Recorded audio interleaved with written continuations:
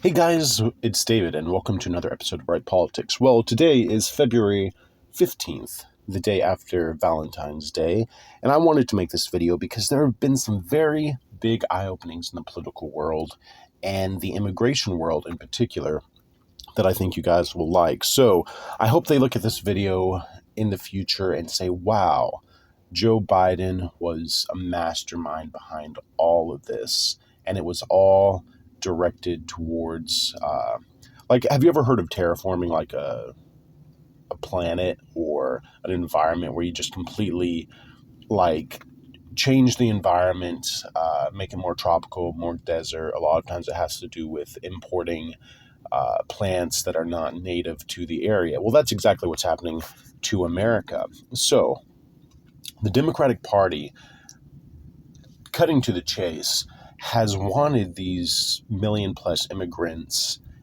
in the first term of Joe Biden's presidency. They want them to be in America so that they can be counted for a special census that would rewrite the basically congressional districts. So immigrants cannot vote until they're nationalized, but they're still being counted in censuses.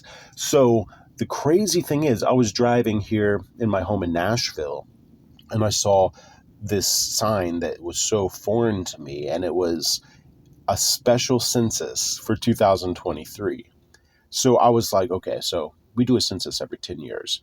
The last one was 2010, 2020. Why would they need a special census for 2023? Well, turns out the flood of migrants that have come in between 2020 and 2024 were all to prepare a new congressional landscape and to redraw the congressional map, because all of these immigrants were going to shift the population in swing states that they wanted to go Democratic, including Texas, Florida, all the swing states that a lot of people, not Texas, but the traditional migrants who enter through Texas are being shipped out to the swing states. And the thing is that when you look at it like that, it was all very planned and it was all very technical since the very beginning.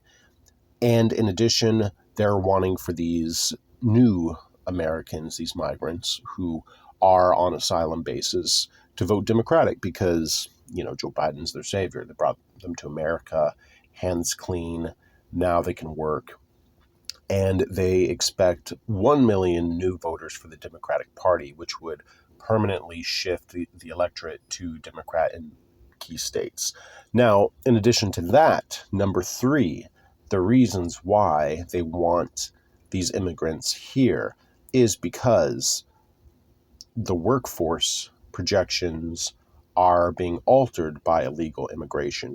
So when they say that, we're at a historical low unemployment, they are counting migrants who are working, which they used to not do that. So you get 1 million new people in the workforce in 3 years. They are all counted as people seeking employment, which really means all of the natural born citizens who are not seeking employment or who are not being counted, and the immigrants are being counted in their place, which makes the president looks like a genius who has the lowest unemployment record ever, when in reality, natural born citizens are not even able to find jobs or looking for work, and the immigrants are the ones who are looking and they are counted. Now, I'm a Republican. I'm all for immigrants. I think that the lazy people who choose not to work and the young people who choose not to work because of socialist reasons and communist reasons, they are the ones who will not do the dirty work like being a dishwasher, being a cashier, being a garbage man. And these immigrants are the ones who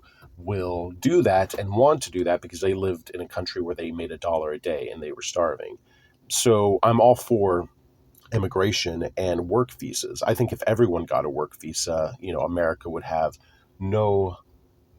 basically no worker shortage. You go to every store and they close 4 hours early because there's not enough workers.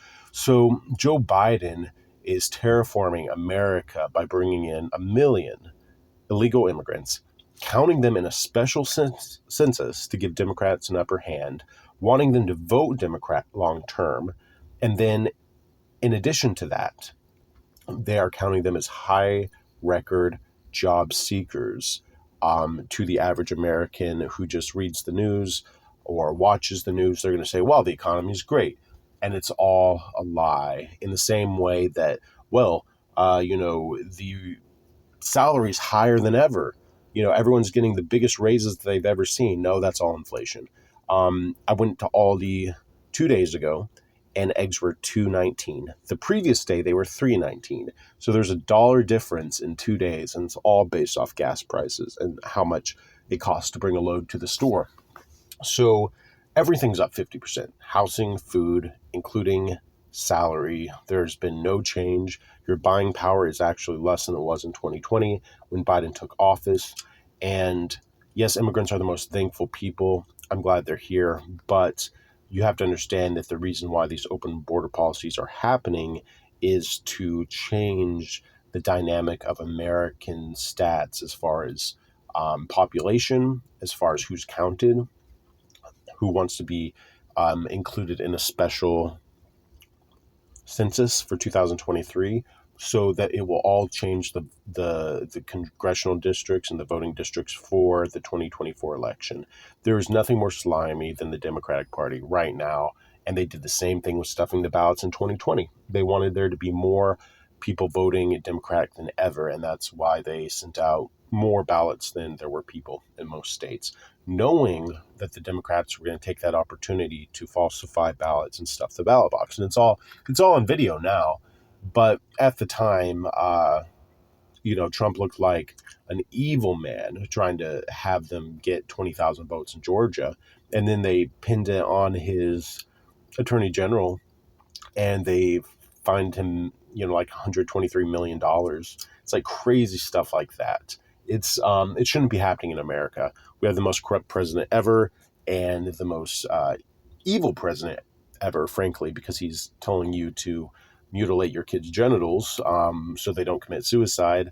Yeah, he's not a good guy. I hope it gets out. So I want for you guys to like and share this, and we'll see you on another episode of Right Politics. Let me know what you think in the comments.